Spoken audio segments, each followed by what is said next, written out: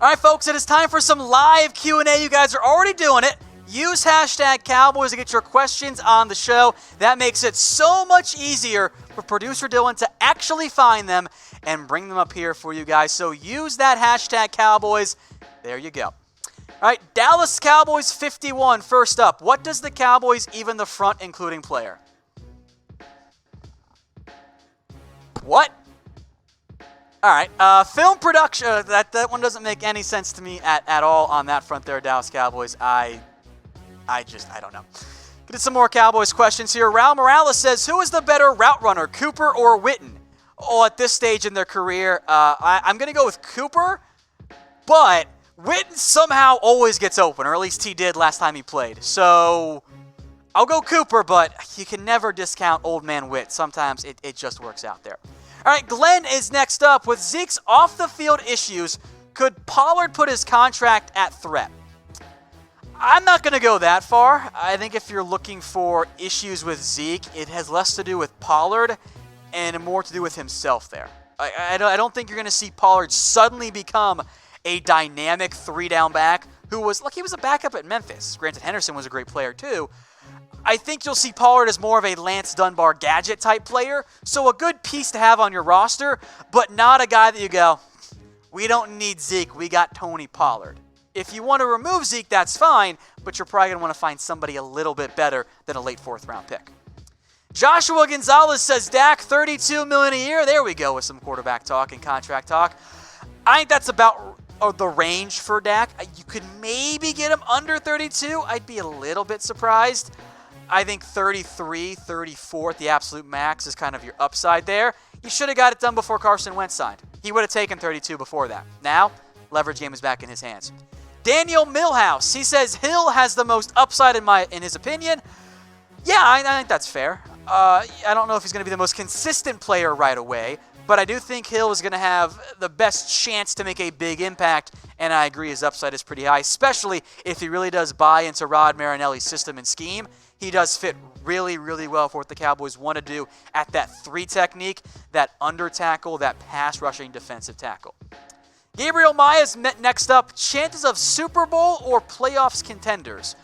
Well, for the playoffs, I'd put it pretty damn near 100.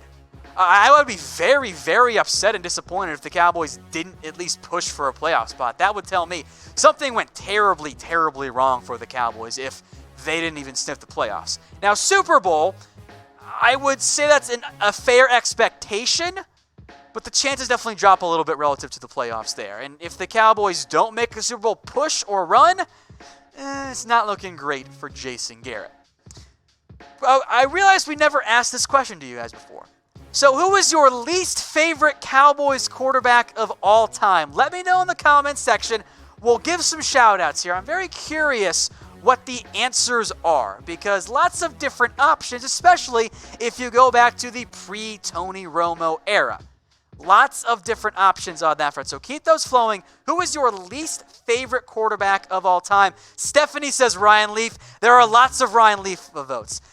D's Nuts says Quincy Carter, so does John. Quincy was the GOAT until he couldn't stay on the practice field because of issues there. Danny White, wow, that's not I don't like that answer there. Drew Henson, I think that's a good one there. Matt Castle, someone spelled it Castle, like the building, which I think is pretty funny there. I think Ryan Leaf, though, has the plurality votes on that one. All right, Madden Beast 80, I think I saw a couple of these questions too. Do you think George Iloka will get playing time on defense? I want to see how he looks in training camp. He didn't play very much last year for Minnesota, but if you make me answer yes or no right now, I'm going to go yes. Now, he's not guaranteed a roster spot, but the opportunity is there for George Iloka.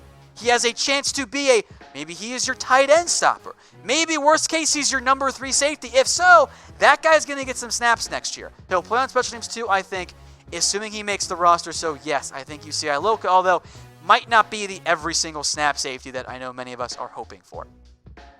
Joshua Gonzales wants to know, will Michael Gallup eclipse 1,000 yards? I'm going to go with no. I think that's a really high asking price for Gallup because you're going to get Cooper involved. He's going to be your number one receiver. And this is not a Cowboys offense that throws for 5,000 yards, even 4,500 yards. The volume isn't there. That reduces the odds. So if you're making me take the over-under here, I'm going to go with the under on Gallup at 1,000 yards. Now, if you guys like playing over-unders, you're going to like my bookie. Head over to chatsports.com/Cowboys. Sign up and deposit using promo code GOCowboys. That's right. They gave us our own promo code. That gets you a 100% bonus. So you put down $50, you got an extra $50 for free to play with on my bookie to bet on the Cowboys. Bet against the Giants. That's a great bet. Just pick against the Giants every week, and you'll win all kinds of money there. That's chatsports.com/Cowboys. Promo code GOCowboys. Longtime watcher Val is up next here. At this point, is Allen Hurns pretty safe from being cut? And this is to make room for another surprise cut from another team. Folks, it is July. It is July 11th right now as we film this live. I had to check the date because I'm dumb. There is no such thing as safe when you are a player like Allen Hurns. Allen Hurns has to earn his roster spot. Now, I know the coaching staff loves him. They like what he brings to the locker room. He can play inside and out. That's good versatility there for a receiver. But the Cowboys have too many bodies right now at receiver. And if Hurns doesn't want to take a pay cut either, I'm not convinced you'll see him on the Week 1 roster for the Dallas Cowboys. Dallas 21419. He says Jaylon Smith, $12 million a year for 5 years. That would be a pretty team-friendly contract. If you bump it up to 13, I think that might be in a plausible ideal scenario. Look, Jaylon Smith can ask for $17 million. That's what CJ Mosley got. Now, the market itself is kind of weird. Mosley really broke it by a pretty significant margin. If you get him at 12, where do I sign? If you get him at 13, 14, that's still, I think, a pretty good deal for the Cowboys. And, of course, that's plenty of money for Jaylon. All right, Mario, what's your favorite thing about this team heading into 2019? Good question. Where do I go with that? I'm going to go with the ground game, which isn't the most important part of today's NFL, but the Cowboys, assuming they continue with their offensive MO in recent years or don't drastically change it, I think they'll be a pretty similar team to what we've seen in the past, where they're going to run the ball plenty. Dak can run the ball as well. They have some speed now. I think their ground game is like the thing I feel most confident about. Maybe in terms of favorite, I do love the linebacking core right now. So, also, guys, do me a favor. Can we get a like on this video? I'd really appreciate that. We got over almost 300 people watching right now. So give us a like. We appreciate it. I mean, you guys like the show, right? So you're going to like the video.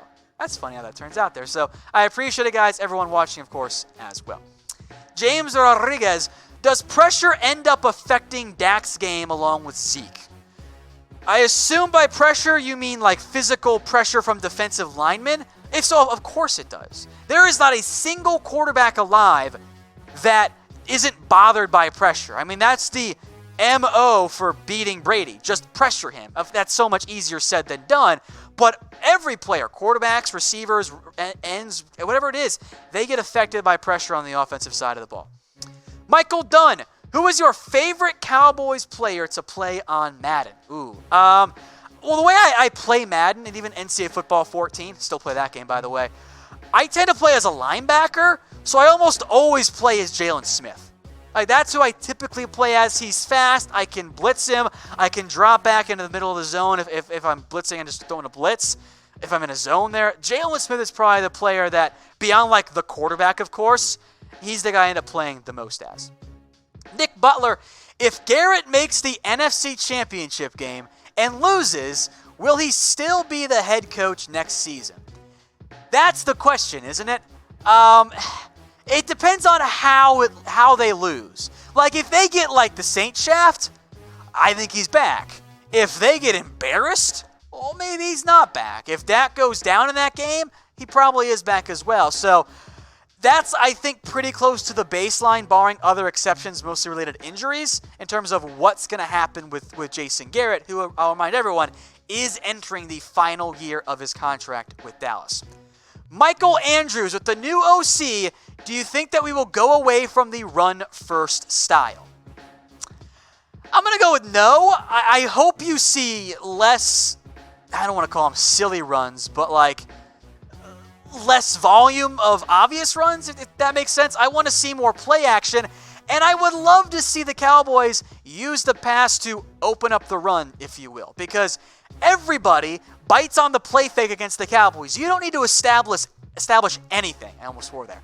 Because everyone bites on the play fake. So I hope you see more passing without abandoning the run, which the Chiefs, the Rams, even the Bears, all those teams actually do pretty well. Antwone Richmond, who will return punts? Probably Tavon and or Tony Pollard. If there are injuries, somebody else. But I think you'll see Tavon on punts and Pollard on kick returns to start.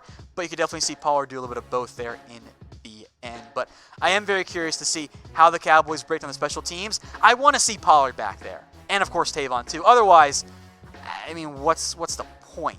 Get your fastest guys back on returns. That's kind of the whole point there. All right, another comment here from Nathaniel Bowen. Sorry, Nate. Only 3 locks are Gallup, Amari Cooper, and Randall Cobb. I very much agree. In terms of receivers, those are the only 3 players I think are guaranteed, locked in, 100% chance of making the roster this year. Of course, injuries notwithstanding there. Because those guys are going to be key factors. The rest of the depth chart, wide open, be it 2, 3, or even 4 spots available. Moose Kamal. Oh, wait a minute. Giants fan here, so let's see what this is. Cowboys should trade Zeke to the Packers for 2 first-round picks and draft a running back so they don't have to pay him. I don't know if I'm ready to reveal my takes yet. I don't know if I'm confident enough. I'd do that deal. All right, Michael Voss, how far do you think we will make it this year? I think at minimum playoffs. At minimum that. Otherwise, fire everybody, blow it up, or maybe not blow it up, but at least fire Garrett there. All right, Glenn wants to know, how should we be concerned about Crawford's bar fight resurfacing? It's kind of disappeared. Suspension ? He was charged with like a misdemeanor. It was something with the public. It wasn't even like assault. It was like a super lesser charge. It will pop back up at some point. I think there will be some type of discipline. Maybe it's a 1 or 2 game suspension. Nothing I'm going to panic about. I don't think you're going to see the Cowboys lose Crawford for 6 games, but it definitely is worth monitoring. The one good thing going in favor of Crawford, outside of this incident, he has been one of the best guys in the NFL. His character is super high, except for that one mistake.